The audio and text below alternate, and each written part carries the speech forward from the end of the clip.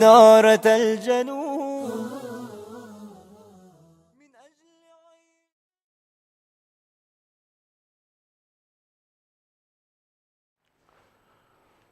بسم الله الرحمن الرحيم. الحمد لله رب العالمين، والصلاة والسلام على نبينا محمد وعلى آله وصحبه أجمعين. مشاهدي الأكارم ومشاهدات الكريمات، السلام الله عليكم ورحمته وبركاته.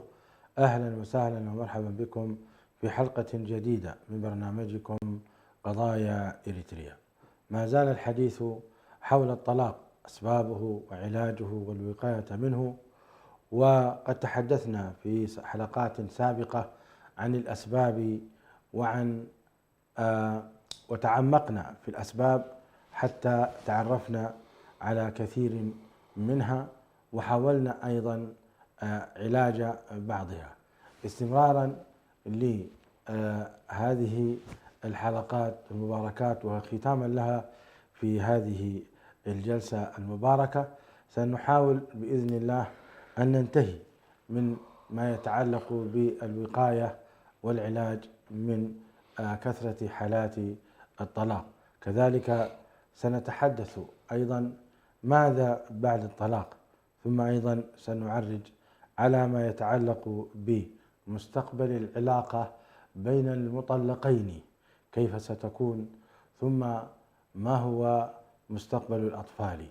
هذه النقاط وغيرها نعرضها على فضيلة الشيخ الأستاذ الدكتور حسن سلمان، وكذلك على الضيوف الكرام من خارج الاستديو الدكتور صالح سعيد، أخصائي علم نفس ومتخصص في علاج القضايا الأسرية. كما نرحب أيضا بالأستاذة منى، أيضا أخصائية علاج النواحي الأسرية والخبيرة في مجال الطلاق والعلاج والوقاية منه. كذلك نستضيف أيضا أم سامي الأستاذة حياة سعيد، أيضا خبيرة في مجال الأسر. أجدد الترحيب فضيلة الشيخ الدكتور حسن سلمان، ونبدأ على الحوار على بركة الله. حياكم الله دكتور حسن سلمان. أهلا وسهلا، مرحبا بك وبالمشاهدين. تحدثنا في الأسبوع الماضي حول أهمية إيجاد الحياة الأسرية الطيبة المباركة. ربنا عز وجل يقول في كتاب العزيز: من عمل صالحا من ذكر أو أنثى وهو مؤمن فلنحيينهم حياة طيبة.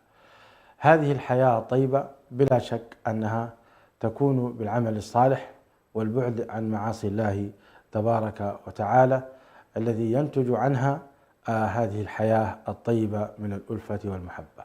قد تقول لي أن لا يلزم من الحياة الطيبة أن تكون في ظل عدم الطلاق، لكن في الأصل أن حصول الألفة والمحبة وحصول الحياة الكريمة للزوجين يتم بعدم الفرقة والشتات. ولكن إذا كان ولا بد من الفرقة والشتات، وتحدثنا نحن عن هذه النقطة. شيخي الكريم، برأيك ما هي أسباب الوقاية من الطلاق؟ بسم الله الرحمن الرحيم، الحمد لله رب العالمين، والصلاة والسلام على رسول الله الأمين وعلى آله وصحبه أجمعين. أما بعد، تحدثنا في الحلقة الماضية عن جملة من الأسباب التي تؤدي إلى وقوع الطلاق. وبطبيعة الحال لو قيل لأي إنسان والله كيف يمكن أن تتوقع الطلاق، سيقف فقرة على أسباب الطلاق ويقول لك والله لا بد أن أتوقع الأسباب. ذكرنا من أسبابها مثلا موضوع الخيانة، موضوع سوء التفاهم، موضوع العصبية، الغضب بين الزوجين، الأنثوية والمفاهيم التي تنشرها الآن النسوية، أقصد النسوية التي تنشر بين الناس، رفض القوامة إلى غير ذلك. لكن هنالك مسألة على كل لا بد أن نشير إليها. كل هذه الأسباب ستلاحظ بأن هنالك مركزية تنطلق منها، وهو أن يكون كلا الطرفين الزوجين يكون عندهم قناعة تامة بأن مرجعيتهما في كل العلاقات الأسرية هو الهدي الرباني. يعني لا بد أن تدرك المرأة إنه والله ما يحكمها من علاقات بينها وبين زوجها هو تقوى الله وأحكام الله. يعني أنها كيف تخاف، وكذلك الرجل كيف يخاف الله بحيث لا يتجاوز حدوده، وكيف أيضا يخاف الله في أن لا يخضم حقوق رعيته من زوج وأبناء، وفي نفس الوقت كيف يكون هنالك معرفة لأحكام الله، لأنه أنت لا يمكن أن تتحدث عن تجاوز حدود ومعرفة حقوق إذا أصلا جاهل بالأحكام. يعني أنت لا تعرف أحكام الزواج، وبالتالي ستجد أن هنالك مشكلة كبيرة. موضوع التقوى له علاقة برعاية الأحكام. يا سلام. كل الآيات لو تلاحظ التي تتكلم عن الطلاق تتوسطها التقوى، يعني تسرد لك الأحكام ولكن يوجد إيه؟ بمعنى إيش؟ يمكن لغير المتقي أن يكون عارف الحكم وخارج عليه، هذا نسميه مجافي للتقوى. لكن في بعض الناس سبحان الله حريص أن يخاف الله ويعظم الله لكنه جاهل بأحكام الله. ولذلك الناس سبحان الله كان السلف يتكلمون عن قضية المعرفة والأحكام، فيقول لك هنالك من هو يعرف الله ويحرف أحكامه وهذا أعلى الدرجات، وهنالك من يعرف الله ويجهل أحكامه هذا دونه، هنالك من يعرف أحكام الله ولكنه تنقصه الخشية، وهنالك النوع الرابع والعياذ بالله لا خشية ولا لا تقوى الله ولا معرفة بأحكامه. فالناس هكذا بطبيعتها عند معرفة. فلا بد أولا أن نؤسس موضوع الأسرة. لاحظ الآن في البداية عندما نبرم العقد نلاحظ أننا نتكلم عن أنه والله على كتاب الله وسنة رسوله صلى الله عليه وسلم. نعم. هذا المعنى الذي ينبغي أن يستحضر خوفا من الله ومعرفة بأحكامه من البداية. هذه أنا أقول مسألة مهمة جدا، لأنه سبحان الله بارك الله فيكم كثير من الأسر تجد أن الرجل منطلق من مرجعية والمرأة منطلقة من مرجعية. الله المستعان. مثلا المرأة والله مثلا متأثرة، وإذا حصل بينهم خلاف يا شيخ حسن يعودون إلى الكتاب والسنة. هي طبعا بعد ما خلاص فوت يحصل بينهم خلاف، مثلا تجد أن زوجها تعدى على حقوقها، نعم. أو رأته يتعاطى المخدرات أو رأته كذا، نعم. فإنها أول ما ترجع إلى العلماء والمشايخ والدعاة، نعم. ذكروه بالله خوفوه بالله. طيب أنت وين كنت من البداية؟ أحسنت. نعم، هذه الإشكالية على كل للأسف الشديد، هذه التناقضات التي نعيشها في حياتنا. والله. تجد سبحان الله حتى النساء اللائي ينشرن النسوية ويحاول أن يجعل المرأة تتمرد على الزوج، تتمرد على الأسرة، تتمرد على القوامة، يحاول يصنع فيها فكرة الصراع اللي هي فكرة للأسف الشديد فكرة شيطانية تبناها الغرب، لأنه فكرته كلها قائمة على الصراع أصلا، صراع بين الرجل والمرأة، صراع بين الحكومة والمعارضة، حياتهم كلها حياة صراع. بالنسبة لنا للأسف الشديد ما حياتنا ليست بهذا الشكل. الإسلام لا يؤسس إلى فكرة الصراع، لا بين الإنسان والطبيعة، ولا بين الله والإنسان، ولا بين الإنسان والإنسان، ولا بين الرجل والمرأة، لا يؤسس لذلك. ولكنه سبحان الله يبني العلاقات كلها على منظومة متكاملة قائمة على وتعاونوا على البر والتقوى ولا تعاونوا على الإثم والعدوان. فإذا دخل الأزواج إلى بيت الزوجية بهذا المفهوم فإن حياتهم بشكل كبير ستكون إن شاء الله حياة مستقيمة. هذه أول نقطة أساسية. الأمر الثاني أيضا بعض الناس يتصور بأنه والله خلاص يستند إلى منظومة الأسباب المادية، إنه هو جايب الأكل وجايب الشراب وجايب كذا، لكن في قضية مهمة جدا سبحان الله ننساها في حياتنا، وهو دعاء الله سبحانه وتعالى الله. بصلاح الأسرة. الله. يعني كثيرا ما نغفل في إنه والله شوف الأنبياء عليهم الصلاة السلام جميعا لا يكاد واحد منهم سبحانه إلا وهو يدعو لأسرته ويدعو لأولاده. فالدعاء يعني كلما الإنسان دعا الله سبحانه وتعالى ربي أصلح ديني الذي وعصمة أمري، وأصلح لي دنياي التي فيها، وأصلح لي آخرتي، والصلاح بصلاح الذرية وصلاح الأبناء. هذه المسألة على كل أيضا من الأشياء التي يجب الالتفات إليها. أيضا كما تفضلت هنالك نقطة مهمة جدا، وهو كثرة الطاقات توجب الألفة، وكثرة المعاصي توجب النفرة. نعم. يعني إن الذين آمنوا وعملوا الصالحات قال سيجعل لهم الرحمن ودا. الله. بمعنى الود بين الزوجين الله. سيترتب على طاعاتهم. الله. طاعة الزوج وطاعة يعني كلما حرصوا على الطاعات كلما أدى ذلك إلى أن قلوبهم تأتلف. كل ما سبحان الله زادت المعاصي تقع النفرة. لذلك السلف رضوان الله عليهم كانوا يقولون إني لأعرف معصيتي في زوجتي وفي حماري. سبحان الله. يعني تجد فهذه أيضا من الأشياء طلق حفصة فقال له راجعها فإنها صوامة قوامة. نعم إنها صوامة قوامة. فشوف سبحان الله كيف السلف رضوان يعني أيضا الطاعة كونها تطيع الله بالصيام والصلاة أدى ذلك إلى أنها تعود إلى خانة أمهات المؤمنين. نعم. يعني حفصة أيوة. حفصة طلقها كان يمكن، نعم صحيح، كان يمكن أن خلاص تخرج من هذا المسمى يعني. لكن انظر سبحان الله إلى طاعتها التي أخبر بها الوحي يعني مسألة مش صحيحة. راجعها فإنها صوامة قوامة يعني فسبحان الله. تأكيدا لكلامك يعني. نعم أحسنت جزاك الله. أيضا من الأشياء المهم جدا لا بد أن تفعل داخل الأسرة اللي هو الأمر بالمعروف والنهي عن المنكر. خليني أنا الآن ماشي في اتجاه المصطلحات الشرعية يعني. صحيح. كل هذا ربما ستجده صحيح. التفاهم والحوار والقصص، لكن خلينا ننزلها ضمن قوالبنا شنو؟ المقالب الشرعية. كل ما هو خير ويراه الرجل أو تراه المرأة مهم لزيادة الطاعة في البيت، زيادة الألفة في البيت، زيادة المحبة داخل البيت، زيادة تقوى الله داخل البيت، فإنه يدخل في المعروف. التواصي به. كلما تواصى الناس تواصوا على الصلاة فيما بينهم، أن يذكروا بعضهم البعض. إنه والله إذا رأوا مثلا داخل البيت في تساهل في الصلاة يجب أن ينبه، الرجل ينبه، المرأة تنبه. إذا في إشكال داخل الأطفال يجب أن يكون الطرفين يتعاونوا في هذه المسألة. أيضا إذا رأوا هنالك منكر من المنكرات يجب أن يفكروا أيضا في كيف يتناهوا عن هذا المنكر الذي يرونه. ولذلك سبحان الله هذه الأشياء لها أثر كبير جدا في موضوع العلاقة الزوجية. هنالك حقيقة من الأشياء التي يمكن أن نذكرها في قضايا الجوانب المادية وكذا، هي شيء مادي، لكن بعض الناس للأسف الشديد تجد بأنه عنده مشكلات فيما يتعلق بالمعاشرة، مثلا المعاشرة بين الزوجين، وكثير من الخلافات تنتج أحيانا نتيجة هذا الموضوع. وهنا موضوع المعاشرة إما أن الرجل يكون يعني الرجل غالبا قد يكون الرجل فيه إشكال مثلا طبي ولا يحاول أن يعالج هذا الإشكال.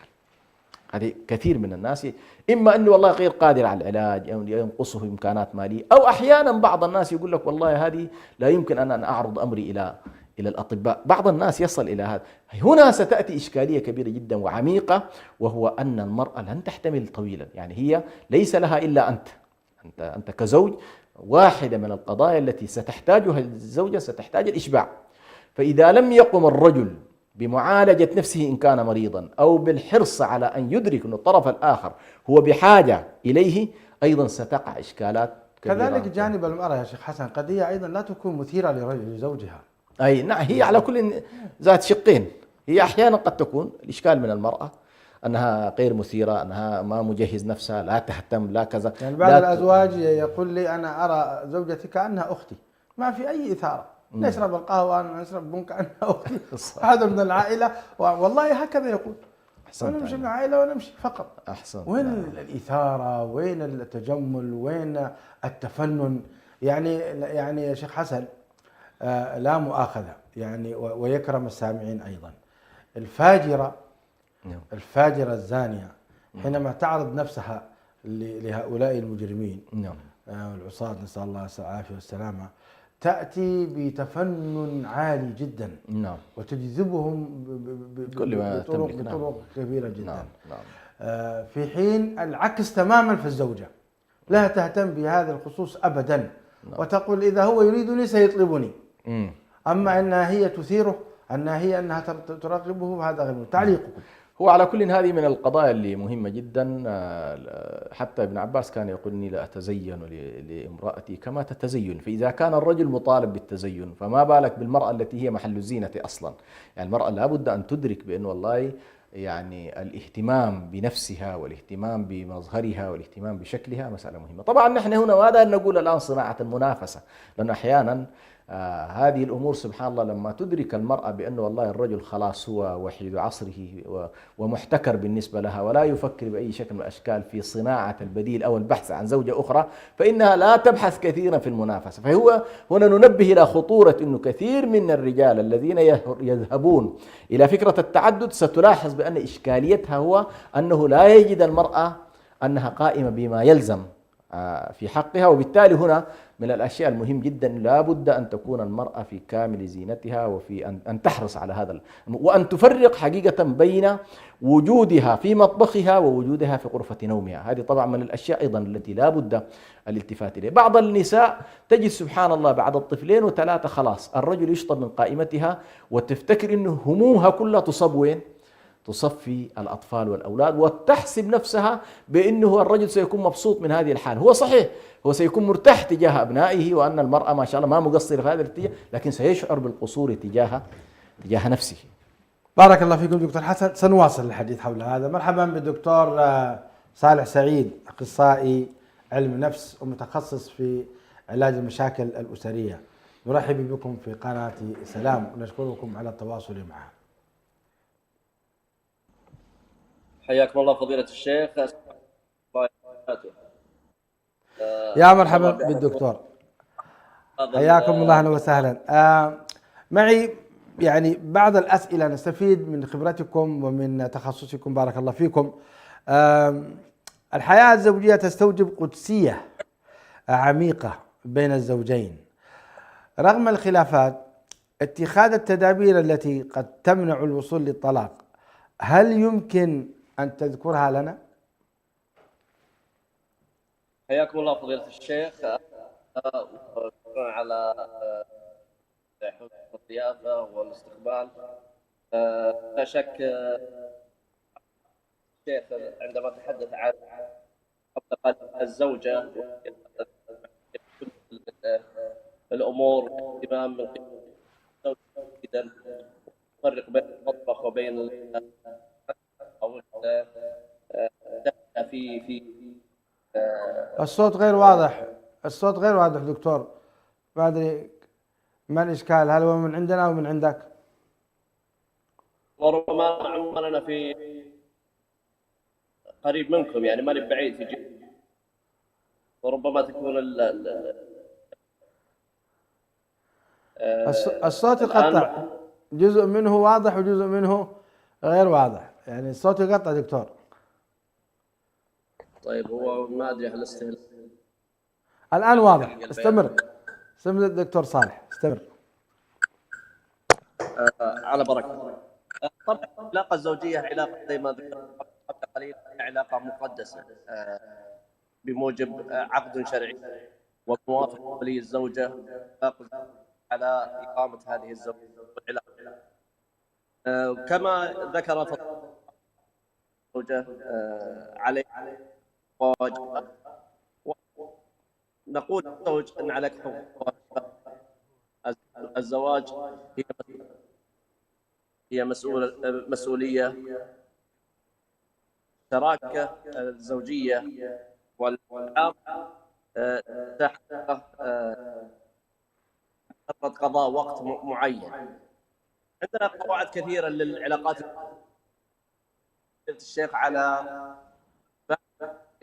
اللي ممكن تحدد أو يعني سبب توتر العلاقات الزوجية. نتكلم من واقع العلاج الزواج. تخصص في هذا المجال ل6 سنوات في هذا الأمر في الولايات المتحدة الأمريكية. فحقيقة طبعا الدين الإسلامي لم يبقى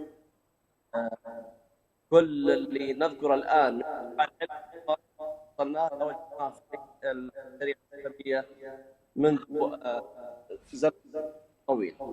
طبعا هناك أشياء كثيرة، أنا 4 نقاط أساسية كما في العلاج الزواجي. هو العالم جونغ عن 4 نقاط أساسية هي الأساسيات الأساسية للعلاقة الزوجية.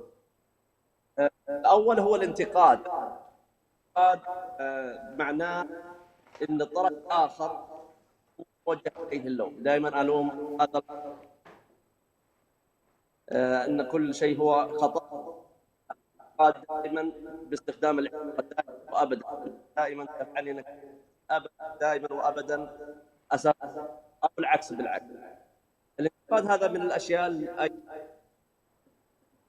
يعني غير المقبوله مع الاخرين، يعني مع زميل دراسة، بالك فيها لفترة طويلة. أيضا من الأشياء اللي تهدد العلاقة نحن دراسة، يعني ذكر حتى أشياء كثيرة. الصوت غير واضح دكتور لعلك تخرج وتدخل مرة أخرى. الصوت أو الصوت غير الحديث واضح. الصوت غير واضح، يقطع جدا. يعني في البداية كان 50% 50%، الآن صار 70% يقطع و30% نسمع غير واضح. لعلك تعيد الاتصال مرة أخرى ربما يكون أفضل. بارك الله فيك دكتور صالح. بإذن الله. الله يجزيك خير. دكتور حسن، حقيقة كان مداخلة الدكتور صالح رائعة في الأسباب الأربعة التي كان سيذكرها لولا أن الصوت غير واضح. لعلنا نعود إليه مرة أخرى. كان حديثنا حول قبل وقوع الطلاق، ذكرت منها تقوى الله عز وجل والدعاء والأمر بالمعروف والنهي عن المنكر، وكذلك ذكرت الطاعات. هل من مزيد؟ نعم، أيضا من التدابير الواقية في موضوع الطلاق محاولات تلمس المشكلات قبل تضخمها. يعني إذا كانت هنالك بعض السلوكيات أو بعض التصرفات، يعني للأسف الشديد البعض يترك الأمور تتراكم حتى تصل نقطة الانفجار، وهذه إشكالية.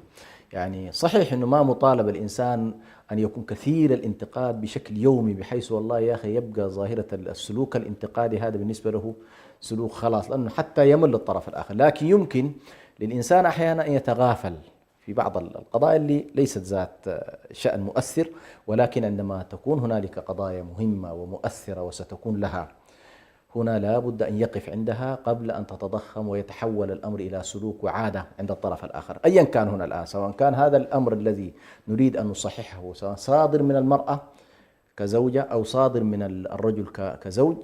كلا الطرفين لا بد أن يبادر بمسألة تصحيح المشكلات قبل وقوعها. وهنا عندما نتكلم عن تصحيح المشكلات طبعا بتحصل أحيانا يعني اللي هو حالات الانفجار في وجه بعضهما أمام الأطفال وأمام الأولاد. هذا يتطلب بطبيعة الحال معالجة من نوع آخر، وهو أنه كيف أيضا تكون المعالجة نفسها. أنت تريد صحيح أن تنتقد الطرف الآخر وتريد أن تعالج المشكلة، يجب أن نتحين الأوقات المناسبة لمعالجة المشكلات ومناقشتها، كأن يكون هنالك وقت معين إما أو يوم معين أو أوقات على كنا نتحينها، بحيث تكون المرأة مهيئة للسماع والرجل كذلك مهيئ للاستماع، ويستطيع على كل أن يناقشوا أمرهم قبل أن يتضخم.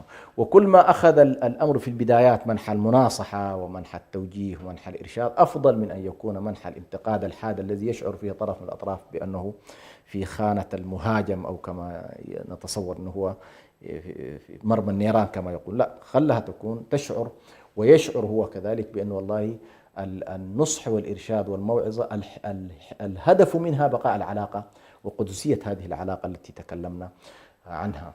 أيضا من الأشياء التي لا بد أن يلتفت إليها وهي تؤدي بطبيعة الحال شئنا أم أبينا هو موضوع الرعاية الاجتماعية أو الوضع المعيشي، وهذا يقع بطبيعة الحال على الرجل، لأن الرجل الذي يكون مهملا في أولاده، مهملا في عمله، مهملا في التزاماته الدائمة، شئنا أم أبينا سنجد أنه نحن سنكون أمام مفارقة حتمية. يعني لا تستطيع المرأة أن تعيش في وضع بهذا الشكل. يعني أنت لك القوامة وأعطاك الله سبحانه وتعالى زمام وقيادة هذه الأسرة بحيث تستطيع أن تقوم بكل هذه الالتزامات.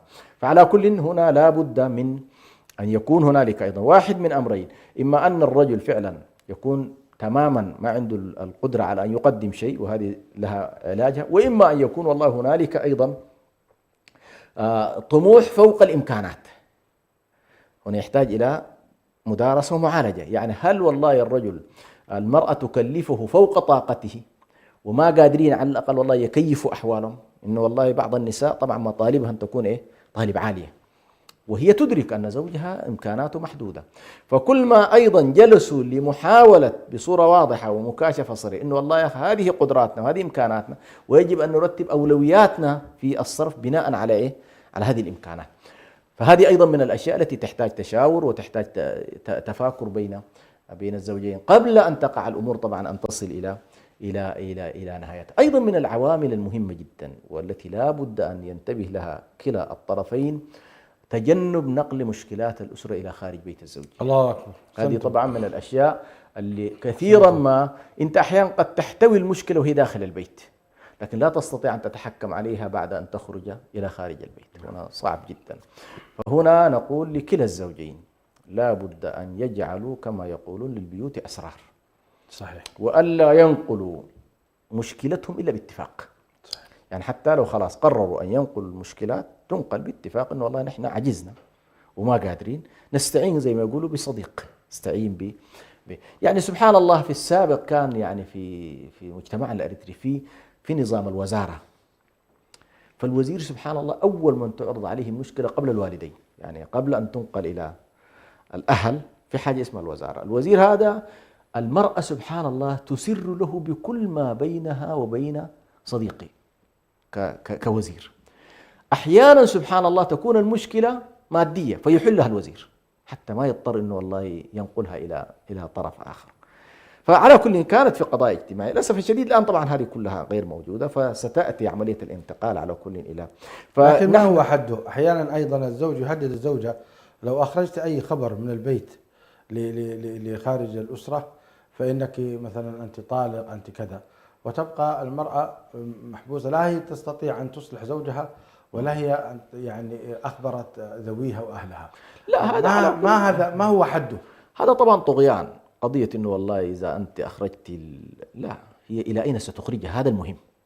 يعني إن أخرجتها إلى جهة صاحبة ولاية بعد أن تؤدي كل الأسباب طبعا، هي خلاص سلكت معك كل الطرق أيه. وعجزت أن تصل معك إلى حل. نعم. ما خلاص هي في اللحظة التي ستنقل تأكد أنها وصلت إلى مرحلة أنه ممكن تفارقك. يجب أن الرجل يدرك هذا، إنه لما تقول لك أنا سأنقل معناها هي على عتبة الخروج من إيه؟ من البيت. وبالتالي قضية أن تمارس عليها طغيان لا معنى له.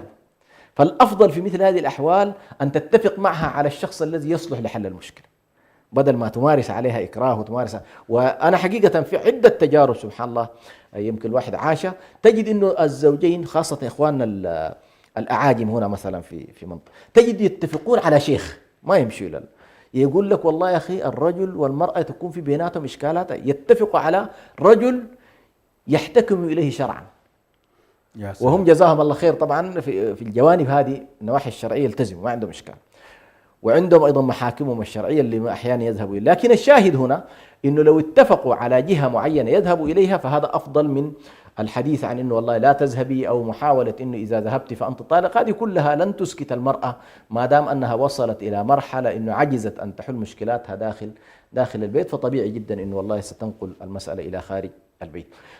طيب إذا كان خلاص نحن وصلنا إلى محطة إنه لا سبيل، فالأفضل نقلها إلى جهة على الأقل خارج البيت، ولكنها جهة أيضا ندرس أنها جهة مصلحة وليست جهة مفسدة. صحيح. والزوجين أقرب إلى معرفة الناس، يعني تعرف أنت الأسر فيها إشكالات فيها تناقضات، في من أيضا يحب أنه والله أصلا يخرب بيوت الناس والعياذ بالله، بعض الناس كده مزاجه أنه والله يخرب بيوت الناس. فداخل الأقرباء علينا أيضا أن نتعرف من هو أصدقاؤنا ومن هم أيضا خصومنا، أو من هم الذين يريدون لنا خير ومن هم الذين لا يريدون لنا خير. خلال تجربتنا الطويلة تعرف أنه بعض الناس مثلا يكون عنده مشكلة أصلا من يوم الزواج، تجد مثلا واحد من أخوان الزوجة مثلا معترض أصلا على فكرة الزواج، هذا لا يمكن أن يكون يحل يحل المشكلة، بل سيقول ألم أقل لكم ألم أخبركم نعم. ألم أكن كذا. وبالتالي لا بد عندما نذهب في موضوع حل المشكلات أن نتعرف على من هو الشخص المناسب لحل المشكلة حتى ما نضعها في غير موضعها. فهذه أيضا من النقاط المهمة جدا، وهي أيضا من العوامل التي تخفف موضوع الطلاق والوقوع في إشكالات الطلاق. أيضا نقطة عدم التسرع في اتخاذ القرار، شيخ حسن كيف تعلق عليها؟ أحسنت. هنا سبحان الله يقولون يعني في نصائح حقيقة كثيرة جدا في موضوع قبل اتخاذ القرار. قبل اتخاذ القرار يقول لك والله أنت تفرد بنفسك لفترة من الوقت، لا تتخذ القرار إلا وقد تأكدت من شيء واحد أنك تريد الطلاق. وهذه سبحان الله الشريعة ساعدتك في هذا الاتجاه، في إنه والله لا توقع طلاقا بدعيا. ذكرت أنا في الحلقة الماضية إنه والله ليش والله نأخر الموضوع، لأنه أنت محتاج إلى هدوء. صحيح. في هذه الأوقات أنت مطالب بأمرين: إدارة العواطف والتأكد من صحة القرار، أنك أنت والله هذا القرار الذي تقدم عليه متأكد أنك خلاص وصلت إلى هذا. هذه طبعا ستحتاج منك حسابات كاملة. ثم أيضا مما ينبغي أن يدرس في هذه اللحظة من أنك متأكد ستتحمل تبعات مراحل الحزن التي ستعقب الطلاق. يقولون كل طلاق يمر بمراحل حزن. الله. لا يوجد طلاق بلا أحزان. الله. فهل أنت أيضا، هذه أسأل نفسك، هل والله أنت مدرك أنك ستتحمل تبعات الحزن التي، لأن واحدة من مراحل الحزن أنك ستمر بكل التاريخ الجميل والذكريات الجميلة، ستمر بكل الإشكالات المتعلقة بأولادك وما سيحصل لهم. هذه ليش أنت تتخيلها بعد الوقوع؟ لا، تخيلها قبل الوقوع. هذه ستساعدك. إدارة العواطف، إنه والله حالات الاكتئاب، حالات الغضب، حالات الاستياء، حالات دي كلها أيضا أنت أدير هذا المشهد بشكل صحيح حتى تستطيع أن أيضا يجب أن تتأمل المستقبل. ما هي القضية بتاعت الطلاق؟ أنت ما هي قرار فقط إنه سنعود إليها. نعم. قضية المستقبل بين الزوجين ومستقبل نعم. الأطفال سنعود. معنا الأستاذة منى سعيد، حياك الله أستاذة منى، يا مرحبا. أستاذة منى، السلام عليكم. السلام عليكم. نعم. أستاذة منى، يا مرحبا. نحن الآن نتحدث حول ما يتعلق بموضوع الوقاية من الطلاق ومحاولة يعني تفادي أسبابه. مداخلتك الكريمة حول ذلك. صراحة أنا هحاول أختصر في مجموعة من النقاط. أولها لتفادي الطلاق طبعا، إذا تم الزواج وربي يسر ودخل الزوج والزوجة إلى هذا القفص الذهبي، أضع النقطة الأولى هي الاحترام. يجب على الزوج أن يحترم زوجته، يحترمها بكامل معنى كلمة الاحترام. كذلك هي، إذا بني الاحترام بينهما دام المعشر. النقطة الثانية جميل. الاستماع باهتمام. الاستماع بإعطاء قيمة، يعني لا يسخر أي منهما الزوج تجاه أفكار الزوجة مهما كانت بسيطة، كذلك الزوجة نفس الشيء. الشفافية والبوح. الشفافية في كل شيء، نقاش الأمور الصغيرة قبل الكبيرة، حل المشاكل قبل أن تتفاقم بينهما. النقطة الثالثة، أرى أن وضع قواعد واضحة جدا للأمور المالية. يطمح الرجل إلى أن يصل إلى مستوى معين، يجب أن تكون عون وسند له في هذا الشيء. كذلك هي إن رغبت في شيء يستطيع، حتى إن لم تكون المادة متوفرة له في ذلك الوقت، أن يريها ما يخطط له ويكون واضح معها في تنظيم القواعد المالية. ونقطة أخيرة أراها أساسية الصراحة، وهي اللطف، ثم اللطف بينهما. الكلمات الجارحة لا تترك إلا جرحا، قد تمضي وتقضي ولكنها تبقى في القلب. يقول الشاعر: وتأنس النفس من نفس توافقها بالفكر والطبع والغايات والقيم، والروح للروح تدري من يناغمها، كالطير للطير في الإنشاد ميال، لا تألف الروح الله. إلا من يلاطفها، ويهجر القلب من يقسو ويجفاه. يعني الله. اليوم إذا جرح الزوج زوجته بكلمة، تمضي الكلمة وينتهي اليوم، ولكن تبقى هذه في خاطرها وفي قلبها ثم تمر. دائما اللطف ولين الكلام بين الزوجين يذيب أي خلافات مهما عظمت. يحتوي الرجل المرأة وتحتوي المرأة للرجل، وأتمنى أن يديم المحبة والوفاق بين كل الأزواج. أمين. والمتزوجين إن شاء الله، ولا يرينا ويسمعنا أمور الطلاق بإذن الله تعالى. سعدنا بالمشاركة بهذه الحلقات الثلاث صراحة. جزاكم الله خير عنا وعن المستمعين خير الجزاء. شكرا أستاذة منى، ما شاء الله. دكتور حسن، أستاذة منى تكلمت عن نقاط مهمة، قضية الاحترام وقضية الاستماع باهتمام، تذكرني هذه النقطة باستماع النبي عليه الصلاة والسلام لعائشة في الحديث الطويل: كنت لك أبي زرع لأم زرع. وكذلك الشفافية والوضوح والبوح وعدم إخفاء الزوجين لأحدهما، كذلك سرعة حل المشاكل، ووضع قواعد مالية. هذا رأيها هي، رغم أن المال هو من جهة الرجل، لكن لا بأس. اليوم قلبت الموازين بصراحة، صارت المرأة هي التي تعمل وربما تساعد الرجل وتقوم لذلك هي ذكرت هذه النقطة. هي قصدها والله أعلم هي أنه الشأن المالي الذي بينهما يتفقا عليه في طريقة التعامل، يمكن هذا أيضا نعم هو هذا قصدها. إنه والله أنا عندي راتب 100 جنيه مثلا، يجب أن تكون الصورة واضحة. نعم. كما الإيجار منه، كما المصروف منه، كذا كذا، كما المساحة التي بعد كده ممكن أن يتحركوا فيها يعني. فإذا الصورة وضحت عند الطرفين، أنه أحيانا المرأة تشعر بأن الرجل يخفي الكثير. صحيح. هذا تجعلها دائما في إشكال. ما المشكلة أيضا المرأة إذا شعرت أن الرجل يمتلك كذا وكذا تصر على المطالبة بأشياء. صحيح. نعم. يقول لك 4 أمور أو 3 أمور لا تخبر بها زوجتك، منها كم أنت تملك. صحيح. على كل هي من الأشياء المساعدة فعلا. إذا المرأة وثقت وأدركت تماما بأنه فعلا هذا هو الواقع، غالبا ستكون موضوعية في مطالبها. لكن الذي يجعل المرأة دائما هي فعلا لحوحة ومطالبة لأنها تتوقع أنه في شيء في هذا وهي عموما أكدت على نقطة التلطف، ثم التلطف والكلام الطيب وقولوا للناس حسنا. النقطتين الأوائل أنا في رأيي مهمات جدا، اللي هي طبعا عندنا 3 ركائز تتأسس عليها موضوع العلاقة الزوجية: موضوع المحبة، موضوع الاحترام، موضوع الاهتمام. هذه 3 أشياء. طبعا المحبة قد تخف، ولكن سبحان الله متى ما سقط الاحترام سقطت العلاقة الزوجية. الله المستعان. يعني إذا كان خلاص وصلوا مرحلة إنه ما في احترام بينهما، غالبا تنتهي العلاقة.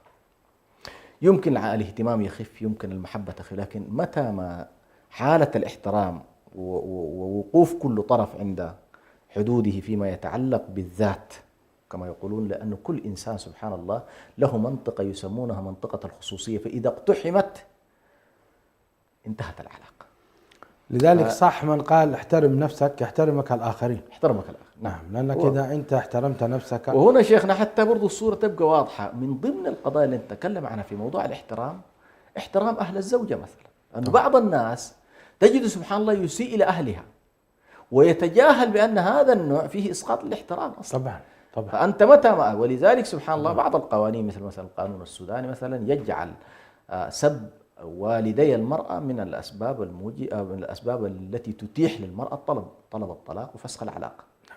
يعني من حقها ما دام وصل، لأنه هنا إيش؟ هنا كسرت الحالة بتاعت الاحترام. فلا بد أيضا وأنت تتكلم عن موضوع الاحترام أن تدرك أنه في احترام لها وفي احترام أيضا لأهلها وخاصة والديها. يعني لا يمكن أن تسيء إلى والديها ثم تريد منها بعد ذلك أن تتعامل معك بصورة طبيعية. فهذه مهمة جدا في موضوع الاهتمام. طبعا فيه الاهتمام بمشاعرها، الاهتمام بمطالبها، الاهتمام باحتياجاتها، كل هذه تدخل في مفهوم الاهتمام. صحيح. أيضا قضية التلطف في الحديث. نعم. أو في قضية الجرح، بعض الأزواج تجده بذيء اللسان. يعني يسب زوجته سبا لاذعا. نعم. سوقيا غير مؤدب. نعم صحيح. وإن كانت كل سباب غير مؤدبة أصلا، لكن حقيقة يفحش في قلة الأدب. نعم. يفحش في القول. طبعا هنا النبي صلى الله عليه وسلم ليس المؤمن بطاعان ولا لعان ولا فاحش ولا بذيء. طبعا هذه كلها من الأشياء اللي فعلا وفي أشياء لا تندمج، يعني لا يمكن أن تلتئم مرة أخرى. إذا حصل بعض الجروح لا تلتئم يعني. ونعرف حقيقة كثير من الأشياء سبحان الله يكون الرجل في لحظة معينة يطلق كلمة وتنتهي العلاقة، وخصوصا إذا كانت المرأة تحس بأن هذه بالنسبة لها نقطة حساسة. كأن مثلا من ضمنها، يعني أنا أعرف مثلا حالة طلاق زي ما يقولوا داخل بيت الزوجية، وما وقع طلاق، لكن أعرف الحالة إلى اليوم هم يعيشون مع بعض ولكن ليس بينهم تواصل، وهو أنه أساء لوالدها. خلاص إلى يومنا هذا أعرف أنه لسنوات أكثر من 10 سنوات هم يعيشون معه، لكن هي ممتنعة عنه تماما، لا تقترب منه ولا يقترب منه. هذه إشكالات يعني كلها نتيجة أنه الألفاظ. ولذلك الإنسان سبحان الله لا بد أن ينظر إلى لسانه، كما قال النبي صلى الله عليه وسلم عندما سئل: أو محاسبون على ما نتكلم به يا رسول؟ قال: سكلتك أمك يا معاذ، وهل يكب الناس على حصائد على وجوههم إلا حصائد ألسنتهم؟ يعني ما الذي يجعل الناس يكبون على وجوههم؟ حصائد الألسن. صحيح. فالذي يوقع الناس في الليل. ولذلك الله سبحانه وتعالى يقول: وقل لعبادي يقولوا التي هي أحسن. إن الشيطان ينزغ إن الشيطان كأنما صحيح. الكلمة تؤدي إلى نزغ الشيطان، الكلمة السيئة تؤدي إلى نزغ الشيطان ويتدخل الشيطان فيها ويضخمها. معنا الأستاذة حياة. السلام عليكم ورحمة الله. أستاذة حياة، حياك الله. أستاذة حياة، في آخر حلقة من حلقات الطلاق، أسبابه، علاجه والوقاية منه، مشاركتك الكريمة حفظك الله. السلام عليكم ورحمة الله وبركاته. وعليكم السلام ورحمة الله وبركاته. يا أهلا وسهلا. جزاكم الله خير، جزاكم الله خير، بارك الله فيكم. دحين أنا حتكلم عن أسباب الطلاق. بسم الله الرحمن الرحيم. الحمد لله وحده، والصلاة والسلام على من لا نبي بعده. بداية، عدم الالتزام والحقوق والواجبات بين الطرفين. النفقة، الراجل ما ينفق في بيته، لا بيصرف على حرمته ولا على أولاده. راجل أو كلا الطرفين ما في أي احترام بينهم. تدخل الآخرين،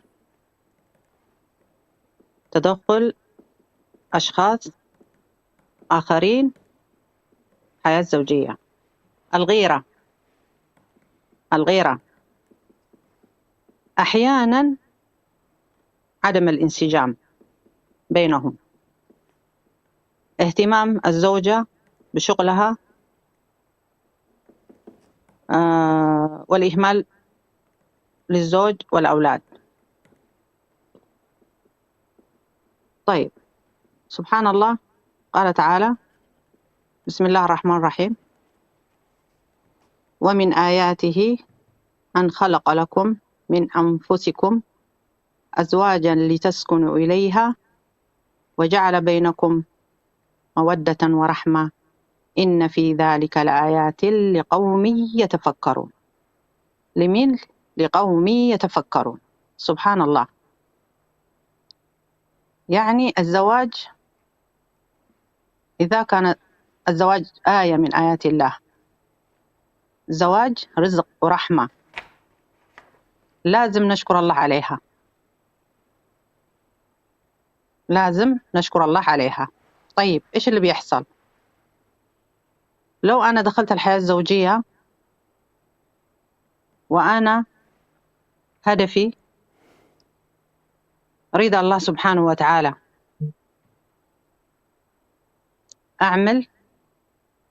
أنا باخذ هذا الرجل أو أنا باخذ هذه البنت، اخترتها كما قال الله تعالى، يعني بما أمرني الله سبحانه وتعالى، الاختيار.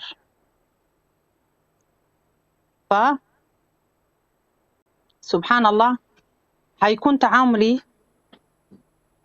مع زوجي بالإحسان داخل بيتي. أنا والله بعاملك لما تواجهني مشكلة، أتعامل مع هذا الراجل بكل احترام والإحسان والود. ده لازم يكون هدفي الله سبحانه وتعالى. وكذلك الرجل يحسن إلى حرمته ويعاملها بالإحسان. ليش؟ رضا الله سبحانه وتعالى. اليوم إيش اللي قاعد يحصل؟ مضاربة بسيطة، لاغيين الله سبحانه وتعالى، لاغينه إلا من رحم الله. والله كلنا الله يهدينا لاغين هذا الشيء. مع إنه إذا حطينا الأولوية لله سبحانه وتعالى، حتكون المسألة هذه تافهة جدا وما لها أي قيمة. فالتعامل مع الزوج والزوجة داخل البيت يكون بإحسان. جميل جميل. فإيش حيكون النتيجة؟ إيش حتكون؟ مخافة الله سبحانه وتعالى إيش حيعطيني؟ حيعطيني الحياة الطيبة والكريمة. جميل. فبالتالي إيش حينتج عن هذا الشيء؟ ما حيكون حيجي الليل إلا وأنا راضية كل الرضا، إنما أنا اختلفت في الموقف وليس في هذا الزوج اللي ربنا رزقني إياه. لازم ألاحظ إنه الزوج هذا رزق الله بعث لي إياه، وهذه الحرمة هي رزق للرجل. فبالتالي إيش حيحصل؟ سكينة ومحبة وبركة. فبالتالي حتى الأولاد حيتربوا في بيئة سليمة، ولد صالح، بنت صالحة. يا سلام. فكيف حيكون المجتمع؟ يا سلام. هذه هي الحياة الزوجية الكريمة. أنا والله بتعامل لله في كل أموري. طيب، هي هذه باختصار لكل مشاكل الحياة الزوجية، هي هذه باختصار. وأنا والله العظيم لقوم يتفكرون. شوية يبقى لنا التفكر لهذه الآية. أحسنتي. كل من الزوجين بداية الحياة لازم يتفكروا بهذا، لقوم يتفكرون. يا سلام. مسؤوليتنا يا سلام. إحنا الأمهات، مسؤوليتنا توعية أولادنا، إن كان من الولد من البنت توعية. لهذه الآية تساوي كثير بالنسبة للحياة الزوجية، فهي آية من آيات الله. الزواج هو آية من آيات الله، يبغى لنا ننتبه. وإن صار الطلاق تسريف بإحسان، إمساك بالمعروف أو تسريف إمساك بالمعروف أو تسريح بإحسان. نعم. تسريح بإحسان. نعم. جزاك الله فبعد خير. كده برضو مراقبة الله سبحانه وتعالى بعد الطلاق. وانتم طبعا ما يخفى عليكم، وقبل كده يعني ذكرنا هذا الشيء. اللهم اجعل بيوتنا مليئة إحسان والحب.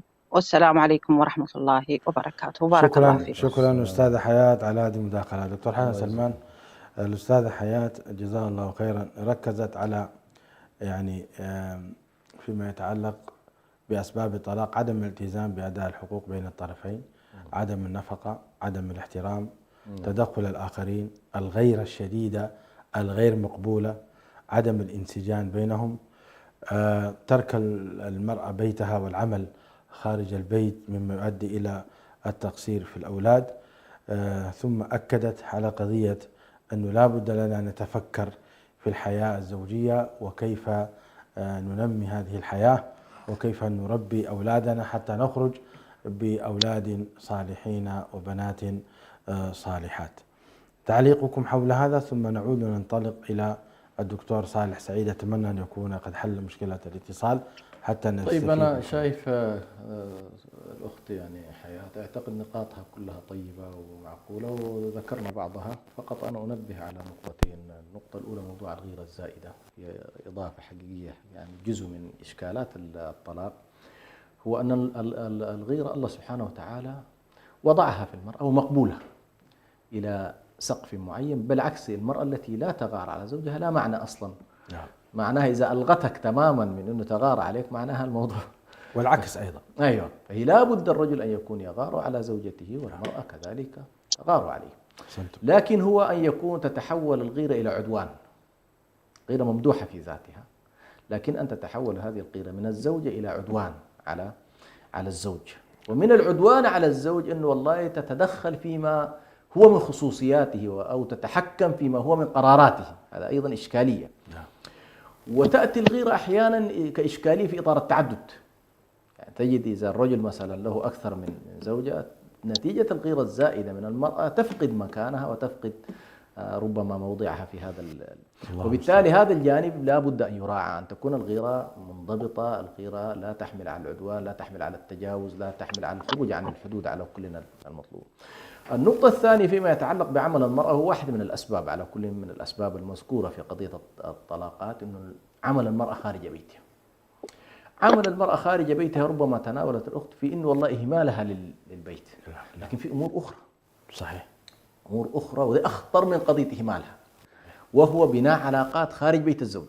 يعني للأسف الشديد عن بعض النساء في ظل المجتمعات المنفتحة، المجتمعات التي لا تضبط العلاقات العمل، أن يكون الموظفين داخلين عن موظفات وبناء العلاقات والناس عاملين صداقات فيما بينهم، زميل العمل مع زميل العمل، وفي النهاية يتحول مدير الله العمل السلام إلى أن عليكم. نحن وضعيته بنسأل تكون لك أهم من وضعية إيش؟ وضعية الزوج.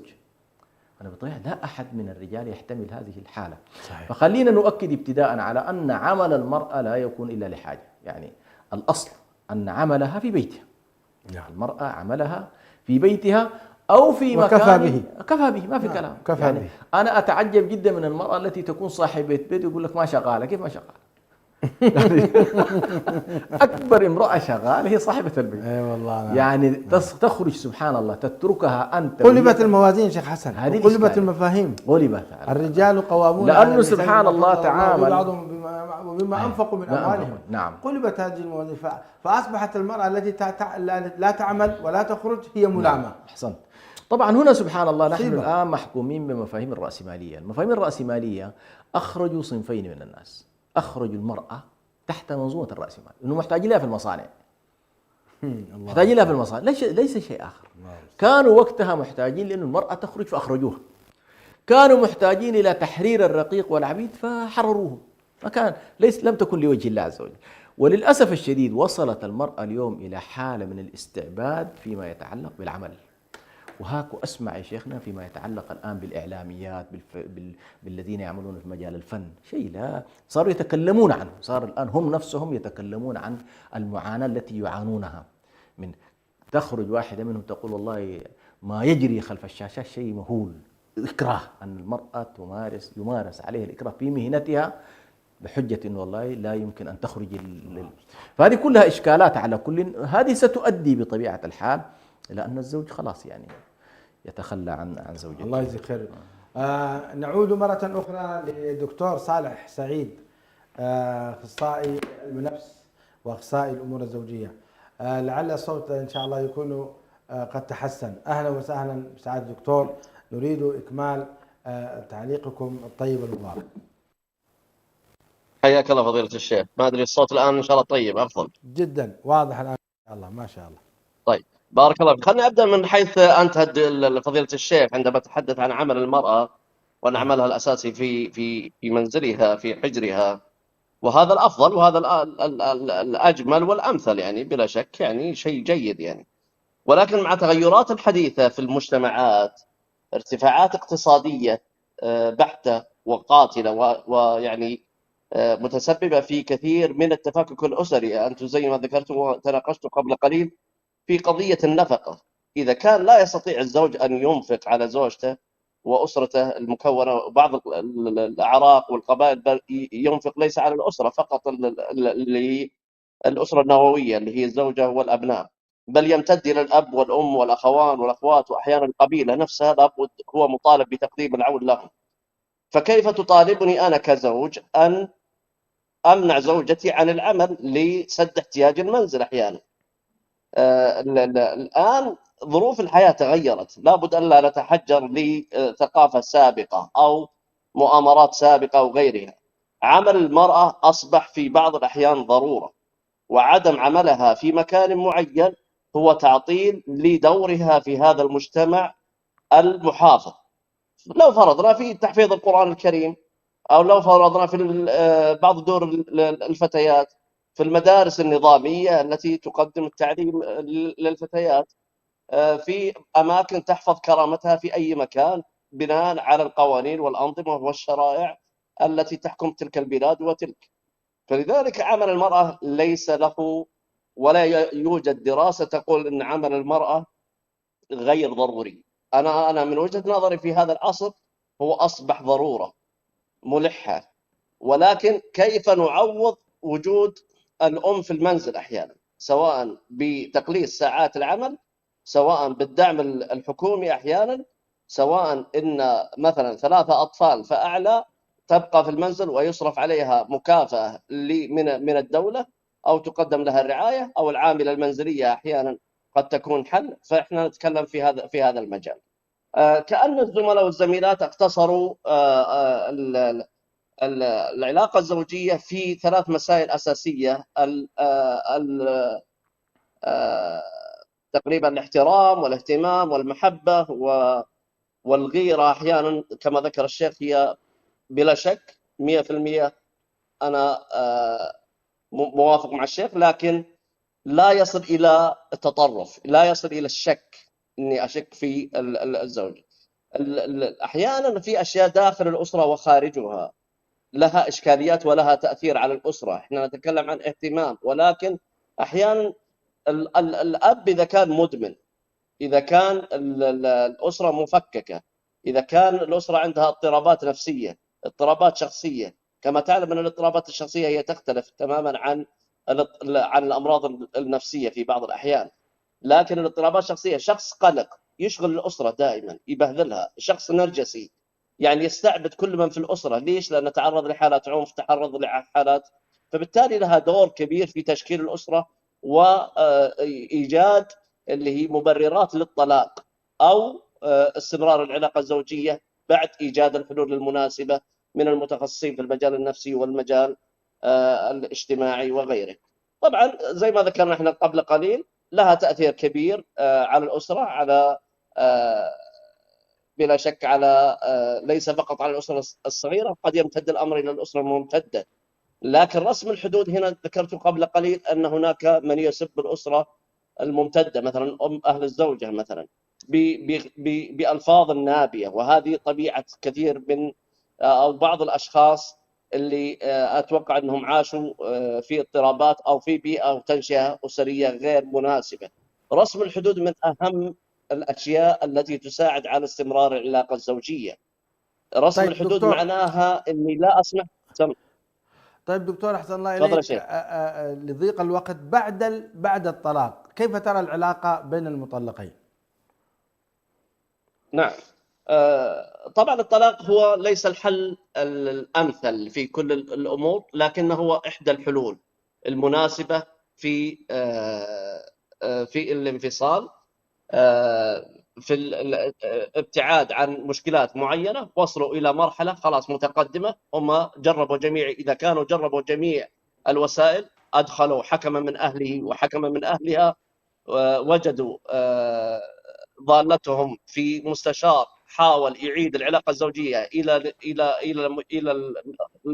المكان الطبيعي ولم يستطع، تعكرت جميع الأمور، فالطلاق أكيد أنه هو حل، لأنها أساسا شرع الله عز وجل وهو متاح ولا فيها أي إشكالية. ولكن هناك من يتشفى أو من يصفي حسابات بعد الطلاق.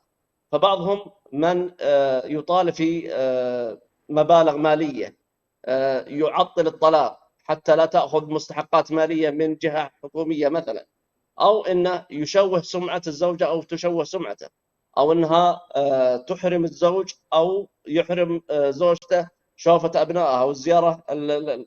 البعض يعود إلى زي ما ذكر الشيخ 10 سنوات لإحدى الحالات عنده، أنهم عايشين في بيت واحد. هذا يسمونه اللي هو الانفصال العاطفي والانفصال الجسدي. أحيانا قد يكون ما في طلاق أو زي كذا، لكنه انفصال عاطفي لا يتوق أحد إلى بعضهم ولا يفضل، ولكن اعتنائهم بالأبناء وأهمية الأبناء مهم جدا عندهم، أنهم يحافظون على كيانهم كأسرة متواجدة حتى لا يدخلوا في مسألة اللي هي الاضطرابات النفسية كأبناء. لا بد أن يكشف الأبوين عن حالة طلاقهما للأبناء بأي قدر كان، لأنهم عاشوا معهم فترة وحقبة من الزمن، فبالتالي بلا شك لا بد أن يفصحوا بأنهم مطلقين. ولكن هذا لا يعطل ان هذا ابوك، اني ما ابغى اشوه سمعه ابوك مثلا سوى وسوى وسوى، او الام كذلك انها تصب جم غضبها على لتشويه سمعه الطرف الاخر، وهذا غلط. في الاصل الاستمتاع باوقاتهم، العيش اذا كانوا حريصين على ابنائهم العيش بسلام، بث السلام فيما بين الابناء حتى يحمونهم من القلق، يحمونهم من الاكتئاب، يحمونهم من التأخر الدراسي. لذلك تجد بعض الأسر التي بينها مشاكل وكل أسبوع أو أسبوعين في المحاكم، تجد انعكاس ذلك على أبنائهم. واحد وصل إلى السادس ابتدائي، والثاني متوسط، والثالث متوسط، وهو ما زال يتبول لا إرادي. هنا عنده مشكلة، عنده قلق، عنده رهبة، تأخر دراسي، عدم الحضور في المدرسة في وقتها، أحيانا الخوف والتنمر عليه من الأبناء مثلا، عدم الرهاب الاجتماعي والخوف الشديد دائما أنه يعبر عن مشاعره وعن أحاسيسه أو تجاه أمه وأبوه مثلا اللي عم حتى وإن حصل الطلاق فلا نضع الأبناء ضحية، على الحكومة وأحيانا المنظمات الاجتماعية العناية بذلك، وأيضا للمدرسة دور في إبراز مثل هذه المشكلات. ترى ابنكم بدأ يتوتر، نجمع الزوجين حتى وإن كانوا مطلقين، لكن ابنكم بدأ ينحرف، بدأ يستخدم الحشيش، بدأ ينحرف إلى بعض السلوكيات الغلط، بدأ يروح اللي أحيانا قد يكون انحرافه في المرحلة الثانوية إلى ممارسات أخرى، يجد الأمان عند بعض الناس الكبار، وبالتالي يصير عنده انحراف جنسي وانحراف سلوكي ويستغل في مثل هذه المرحلة. شكرا. الكلام كثير حقيقة في هذا المجال، ولكن العلاقة الزوجية علاقة معقدة.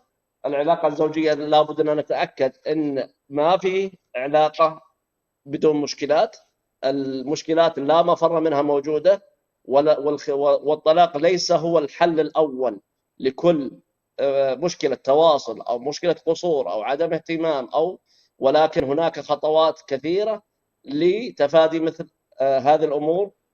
وأحيانا الخلافات قد تكون فرصة للتواصل، بعض الزوجات والأزواج يجد من الخلاف أحيانا فرصة أني أعبر، أنا أكره هذا، أنا أشعر بغضب من سلوكك، تأخرك، أحيانا عدم المبالاة، عدم النظافة في البيت، عدم الاهتمام بالزوج، عدم التهيئة في العلاقة الجنسية. العلاقة الجنسية لها دور كبير في استمرار العلاقة الزوجية من عدمها. أحيانا بعض الأسر عندي وبعض الحالات عندي 17 سنة ما مارس الجنس مع زوجته، بعضهم عندهم مشكلات جنسية لا يستطيع علاجها. فهناك طرق كثيرة لعلاجها، في متخصصين أطباء متخصصين في أمراض الذكورة، وفي متخصصين في الأمراض النساء والمشاكل اللي عندهم، فبالتالي هناك سبل كفيلة بحل كثير من المشكلات، ولكن الإصرار والتعنت أحيانا قد يكون سبب لتفاقم المشكلة والوصول إلى الطلاق. آسف على التأخير.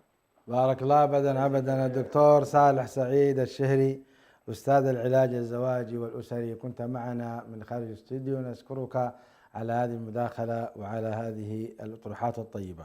دكتور حسن سلمان، الدكتور صالح وجهة نظره يقول اليوم عمل المرأة خارج بيتها عند الحاجة والضرورة ضروري جدا، لأن نفقات الحياة أصبحت لا تطاق. تعليقكم حول هذا؟ وأيضا فيما يتعلق، ركز هو على قضية الغيرة أدت إلى الشك، ربما تؤدي إلى الانفصال. كذلك أيضا فيما بعد الزواج، ما بعد الطلاق، يقول أن قضية التشفي ومحاولة الانتقام الطرف الآخر من الطرف الآخر هذا لا يليق، وعلق عليه تعليقا كبيرا. كذلك أيضا علق الدكتور جزاه الله خيرا بأن العلاقة ما بعد الزواج ينبغي أن تكون علاقة يعني تراعي مصالح الطرفين لوجود علاقة أسرية أو لوجود علاقة اجتماعية، وكذلك علاقة الأطفال حتى يكون هناك شيء من هذا. هذه تقريبا ملخص ما أضاف به دكتور صالح، بارك الله فيه. تعليقكم حول ما ذكر؟ الله يجزيه خير، يعني إضافات جيدة وممتازة. فيما يتعلق بقضية عمل المرأة، على كل هي إذا وجدت الحاجة أو وجدت الضرورة ليست محل خلاف، لكن محل الخلاف يبقى بعد ذلك كيف تعمل، وما هي البيئة التي تعمل فيها، هل هي بيئة شرعية أم بيئة ليست شرعية. هذه وإلا أصلا حتى في التاريخ الإسلامي كانت المرأة يمكن أكثر عملا مما هي عليه اليوم، لكن ضمن بيئة كانت وقتها بيئة محافظة وليست بيئة تسمح أصلا بهذا النوع الذي نراه الآن. وإلا كانت تعمل في المزرعة، تعمل في المتجر، كانت هذه الحالات موجودة. فمتى ما وجدت الحاجة أصلا إلى العمل المنضبط فلا حرج في أن المرأة يمكن أن تكون مساهمة في البيت، فهذه ليست. وهناك أيضا أسر ناجحة، يعني كلا يعني طرفان يعملان ومرتبان أوضاعهما من ناحية الأطفال، نعم من ناحية نعم. حقوق ثم أيضا ما هي المجالات أيضا التي تعمل فيها؟ هذه كلها اليوم أنت ستكون محتاج إلى المجال الطبي، مجال التمريض، مجال التعليم، في مساحات أصلا لا يمكن أن تعمل لكن فيها نحن إلا نتحدث عن الأصل. الأصل. أحسنت، يعني نتحدث الأصل عن هو أن الأصل. المرأة نعم. أن تكون مكتفية بعمل زوجها، مكتفية بتربية أولادها، ما دام أصلا هي والله الزوج موفر لها، فلا داعي لأن تأتي بمربية لأولادها. وأن الإسلام أوجب عليه النفقة عليها، أوجب عليها النفقة بلا نعم، شك، حتى لو كانت غنية. أحسنت. فأنا هنا أتكلم عن الأصل. الأصل ألا تعتبر أن تربيتها لأبنائها وتفرقها لبيتها ليس هذا عطالة. باختصار يعني أنا شخصيا ممكن أرى أن والله يفترض أن الدولة الإسلامية هؤلاء تعتبرهن من العاملات اللائي يتقاضين شيء. إذا أردت أن تحافظ على بنية مجتمع يفترض أن متماسك، الدولة الإسلامية هي التي تنفق على هذا النوع من المرأة العاملة، وتعين الرجل حتى تعطيها حقه. أحسنت. لكن إن حصل تقصير من هذا الجانب فواجب على الزوجين أن يغطيا يسددوا ويقاربوا على كل، وأن تتقي المرأة الله سبحانه وتعالى في مجال عملها وما تذهب إليه. يعني فيما يتعلق بموضوع إشانة السمعة وتصفية الحسابات، هذا كله سبحان الله يدخل تحت غياب تقوى الله سبحانه وتعالى. والله عز وجل سبحان الله في آيات الطلاق ختمت أو في بعض مواردها الله عز وجل يقول ولا تنسوا الفضل بينكم. نعم. ولا تنسوا الفضل بينكم، يعني أنت في نهاية المطاف هذا الطلاق ليس نهاية التاريخ ولا نهاية العلاقة، قد تكون هنالك عودة للعلاقة مرة أخرى. ليس، ونعرف هذا النوع كثير، إنه والله حتى الله سبحانه عندما أتاح إنه والله المرأة التي تطلق 3 طلقات يمكن أن تتزوج بزوج آخر وتعود مرة أخرى إلى لزوجها. إذا رأوا بأن هذه التجربة يمكن أن تكون تجربة ناجحة قد يعودوا أيضا. الله. فلماذا أنت تجعل والله معركة تنهي كل شيء، تنهي ما سبق وتنهي أيضا مستقبل؟ فاترك دائما الهوامش واترك المساحات، وإذا كان الظرف الحالي غير مواتي للاستمرار قد يكون هنالك ظرف آخر مواتي، وخاصة إذا كان الطلاق تم في ظل تعلق أحد الطرفين بالآخر فيمكن أن يعودوا إلى بعضهم. صحيح. والمسألة هذه واردة. فأنا أقول في هذا الجانب لا بد أن نراعي تقوى الله سبحانه وتعالى، لا بد أن نستمسك بقوله ولا تنسوا الفضل بينكم. صحيح. الله بصير ما تعملون. لا بد أن يكون الستر وعدم التفاضح هو الأصل. طيب دقيقة مشاهدينا الكرام، حان الآن أذان العصر في مدينة أسمرة عاصمة إريتريا، للتنبيه حصل ذلك. أحسنت، جزاكم الله خير. في نقطة مهمة جدا اللي هو فيما يتعلق بما بعد الزواج، اللي هو حتى لا يقع، طبعا إذا كان ليس بينهم أطفال الموضوع سهل، أن يكون بينهم تقوى وإحسان وكذا وستر وعدم تفاضح وعدم جرجرة الناس إلى المحاكم وانتهينا. لكن هنالك إذا كان والله وجود الأطفال لا بد هنا أن تكون ما يمكن أن نسميه بإدارة العلاقات بما يؤدي إلى صلاح الأبناء. يعني هذه لا بد أن تكون على الأقل خلاص انتهى الموضوع. وأنا سبحان الله في هذا الصدد أعرف امرأة كان لها سبحان الله خلاص الزوج طلقها وكذا، وكان يتصور أنها ستحمل أطفالها وخلاص تخرج منه، فهي قالت له ما في خروج، قالت له تفصل الحيطة وأنا جالسة ببناتي هنا في البيت لن أخرج. فسبحان الله جلست في البيت وظلت، يعني أنا كنت أعرف يعني بحكم علاقتي مع الشخص ما شاء الله ظلت العلاقة بينهم بسبب الأولاد على أحسن ما يكون. الله. فإذا تزوجت وهي مثلا يكون الله البنت مثلا متزوجة في الرياض وهو في السودان مثلا، ويكون هذا اليوم يوم وضوع البنت، تتصل عليه هي وتتابع، والبنت الآن داخل المستشفى وكذا، فتجعله في الصورة إلى أن تبشره بسلامة إيش؟ فهذه الأمور على كل سبحان الله لما أنت تبني العلاقة على الإحسان بين الطرفين، إنه خلاص والله نحن فشلنا في العلاقة أن نستمر معا، لكن خلينا ننجح في جانب آخر، وهو أنه والله لا نفشل في العلاقة التي ندير بها الأبناء. وهنا نتكلم عن الحضانة وكيفية الاتفاق عليها، على النفقة وكيفية الاتفاق عليها، على السكنة وكيفية الاتفاق عليها، على دراسة الأبناء وكيفية الاتفاق عليها، على توزيع الأبناء إذا حصل أيضا إنه ما الذي يكون مع الوالد وما الذي يكون مع الوالد. كل هذه على كل تحتاج إلى توافق وإلى تفاهم وحوار ونقاش ما بين الطرفين. الله يجزيك خير دكتور حسن سلمان. نختم بتعليق الدكتورة أميرة. الدكتورة أميرة تعليقها لو سمحتم.